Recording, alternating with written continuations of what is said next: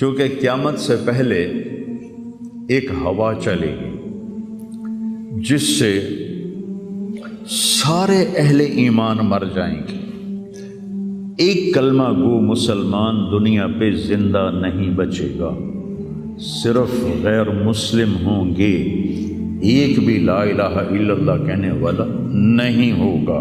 اور قیامت سے 30 سال پہلے، قیامت سے 30 سال پہلے بچے پیدا ہونے بند ہو جائیں گے کہ کسی بچے پر قیامت نہیں آئے گی۔ یوم تذہل کل مرضعۃ عما ارضعت، وہ ہولناکی بتانے کے لیے تشبیہ ہے، وہ یہ نہیں کہ ایسا ہو رہا ہوگا، کیونکہ بچہ تو کافر کا بھی ہو وہ معصوم ہے، مسلمان کا بھی ہو تو وہ معصوم ہے، اس لیے آپ نے کہا کہ سارے جو نابالغ مرتے ہیں وہ جس مذہب کے بھی ہیں سب جنت میں جائیں گے، چونکہ ان پر تو بھی شریعت لاگو ہی نہیں ہوئی ہے، اور سارے بچے حضرت ابراہیم علیہ السلام کے پاس چلے جاتے ہیں۔ تو حدیث پاک میں آتا ہے جتنے اہل ایمان کے بچے بالغ ہونے سے پہلے، پیدا ہونے سے لے کر 15 سال سے پہلے تک جو فوت ہو جاتے ہیں، سب حضرت ابراہیم علیہ السلام کے پاس ہوتے ہیں، ساری نسل ابراہیم علیہ السلام کے پاس، اور وہ ان کے باپ ہوتے ہیں، اور ان کے ساتھ وہ اپنی وہاں کی جنت کے مزے لیتے ہیں، پتہ نہیں کیا لیتے ہیں، میں تو کوئی نہیں پتہ، بس آپ نے اپنے بیٹے کے بارے میں فرمایا، حضرت ابراہیم رضی اللہ تعالیٰ عنہ علیہ السلام، چونکہ وہ ابھی ماں کا دودھ پیتے تھے، ان کا انتقال ہو گیا، تو آپ نے فرمایا اللہ تعالیٰ نے جنت میں ایک حور کو مقرر کر دیا ہے ابراہیم کو دودھ پلانے کے لیے، سبحان، اور کسی بچے کے بارے میں ایسی بات نہیں ہے۔ تو ڈران والی گل کوئی نہیں، ساڈو تے قیامت نہیں ہوندی، 30 سال پہلے بچے پیدا ہونے بند ہو جائیں گے، قیامت 30 اور 30 سے اوپر کی عمر کے لوگوں پر ہوگی، اور وہ جانوروں کی طرح ہوں گے، سڑکوں پہ زنا کریں گے، اور ہر انسانی جو اخلاق ہیں ان سے وہ خالی ہو جائیں گے، ان سے وہ خالی ہو جائیں گے۔ یہ امت کے اوپر امتحان ہے۔ ہمارا ایک ساتھی ہے وہاں کینیڈا میں، اس سے مجھے خواب سنایا کہ میں نے دیکھا کہ غزہ کے جتنے شہداء کے بچے ہیں وہ آسمان پہ تیر رہے ہیں، اور اللہ کے نبی ہر آنے والے کا استقبال فرما رہے ہیں۔ تو ہمیں دیکھنے میں تو بڑا ظلم نظر ہے، ظلم ہے بھی صحیح، لیکن ہماری تو موج ہے، تو سارے جنت میں گئے، جتنے بڑے شہید ہوئے وہ بھی جنتی، عورتیں شہید ہوئیں وہ بھی جنتی، مرد شہید ہوئے وہ بھی جنتی، اور بچوں کا تو میں نے کینیڈا میں ایک نوجوان خواب دیکھ رہا ہے، راونڈ کا پڑھا ہوا ہے، عالم ہے، کہ میں نے خواب دیکھا کہ غزہ کے شہداء کے بچے آسمان پر تیر رہے ہیں، اور اللہ کے نبی ہر آنے والے بچے کا استقبال فرما رہے ہیں۔ تو ساڑی تو موج ہو گئی، ہمیں دیکھنے میں موت نظر آتی ہے، حقیقت میں دیکھو ایک ہوتا ہے کامیاب ہونا، اور ایک ہوتا ہے فتح پانا، ایک ہوتا ہے ناکام ہونا، اور ایک ہوتا ہے شکست کھانا۔ یہ دو الگ چیزیں ہیں، کامیابی الگ چیز ہے، فتح الگ چیز ہے، ناکامی الگ چیز ہے، شکست الگ چیز ہے۔ کربلا کے میدان میں سب سے مقدس خون بہایا گیا، سب سے پاکیزہ خون بہایا گیا، اور ان سب کو شکست ہو گئی، اور وہ سارے گردنیں کٹوا کے نیزوں پہ چڑھ گئے، لیکن وہ ناکام نہیں ہیں، وہ کامیاب ہیں۔ انہیں شکست ہوئی ہے، انہیں ناکامی نہیں ہوئی، وہ کامیاب ہیں۔ اور شمر کا لشکر وہ فتح پایا ہے، وہ کامیاب نہیں ہے، انہوں نے فتح پائی، کامیاب نہیں۔ ابن زیاد کی گردن کٹ کے جب لائی گئی مصعب بن عمیر کے سامنے،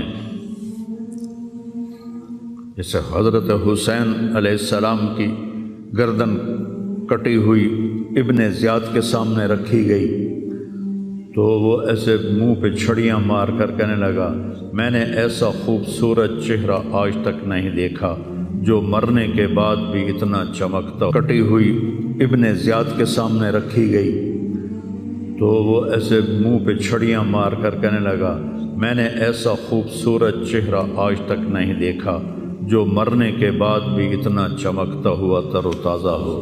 تو حضرت ابو برزہ اسلمی رضی اللہ تعالیٰ عنہ نے کھڑے ہو کر روتے ہوئے فرمایا کہ ظالم یہ چھڑی یہاں سے ہٹا لے، میں نے ان ہونٹوں پہ اللہ کے نبی کے ہونٹوں کو لگتے ہوئے دیکھا ہوا. تو کہنے لگا تو بوڑھا ہو گیا ورنہ تیرا بھی سر اڑا دیتا میں. تو جب اللہ تعالیٰ انتقام لینے پر آئے اور ابن زیاد کو قتل کیا گیا اور اس کی کٹی ہوئی گردن آئی حضرت مصعب بن عمیر کے سامنے، تو ایک دم مجمع میں ہلچل مچی. جاءت جاءت، وہ آیا وہ آیا وہ آیا. کیا دیکھا؟ ایک چھوٹا سا سانپ، اتنا انتہائی تیز، وہ تیزی سے آیا اور اس کی ناک میں داخل ہوا اور منہ سے نکل گیا. پھر اس کی ناک میں داخل ہوا اور منہ سے نکل گیا. پھر اس کی ناک میں داخل ہوا، پھر اس کے منہ سے نکل کے پھر غائب ہو گیا. تھوڑی دیر کے بعد پھر آواز آئی جا وہ آیا وہ آیا وہ آیا. تو دیکھا وہی سانپ پھر آ رہا ہے اور آ کر اس کی ناک میں داخل ہوا اور پھر نکلا نہیں، اندر ہی غائب ہو گیا. فتح پائی ابن زیاد نے لیکن ناکام ہو گیا. شکست سکھائی امام حسین علیہ السلام اور ان کے 72 ساتھیوں نے، لیکن وہ کامیاب ہو گئے. جنگ سے پہلے آپ کو اونگ آ گئی تو آنکھ کھلی تو آپ ہنسنے لگے. حضرت زینب نے پوچھا یہ کوئی ہنسنے کا موقع ہے؟ کیوں ہنسے ہو؟ کہا خواب میں اللہ کے نبی ملے ہیں، کہہ رہے بیٹا میں تمہیں لینے کے لیے آ چکا ہوں. تو دیکھنے میں شکست ہوئی ہے لیکن وہ کامیاب ہیں. عمر بن سعد کو فتح ہوئی ہے تو ناکام ہے. عمر بن سعد کی کٹی ہوئی گردن پہ مختار کے سامنے رکھی گئی.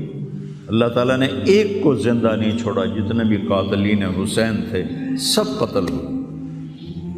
حضرت عثمان کے قاتل سب طبعی موت نہیں مرے، سب ذلت کی موت مرے.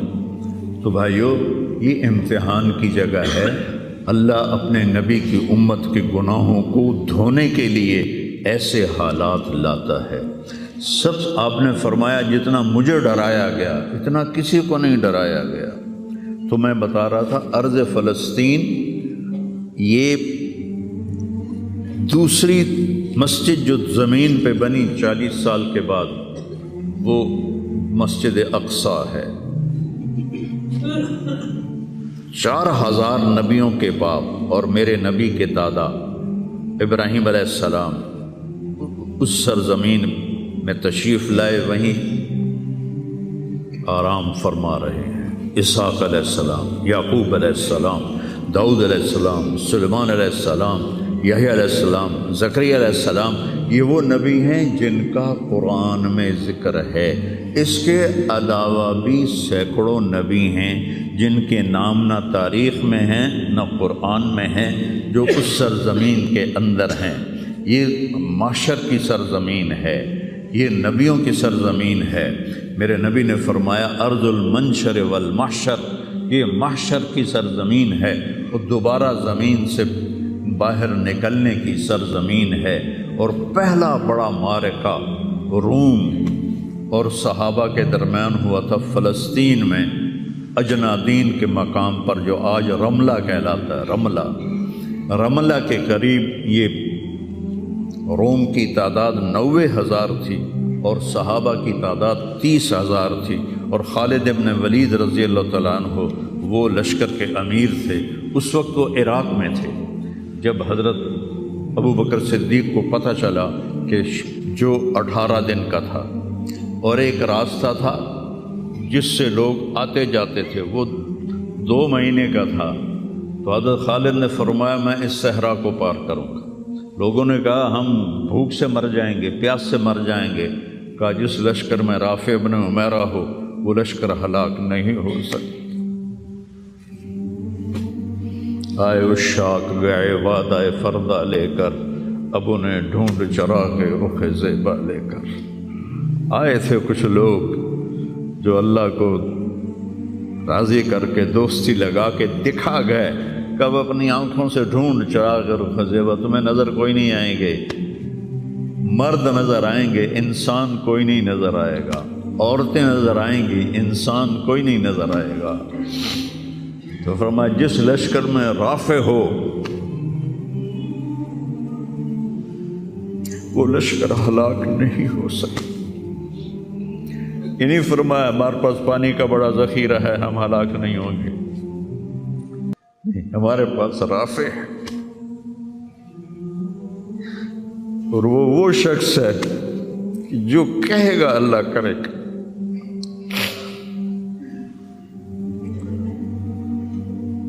18 دن میں اس کو پار کیا، اور ایک مقام پر آ کر پانی ختم ہو گیا، 3 دن بغیر پانی کے گزارے۔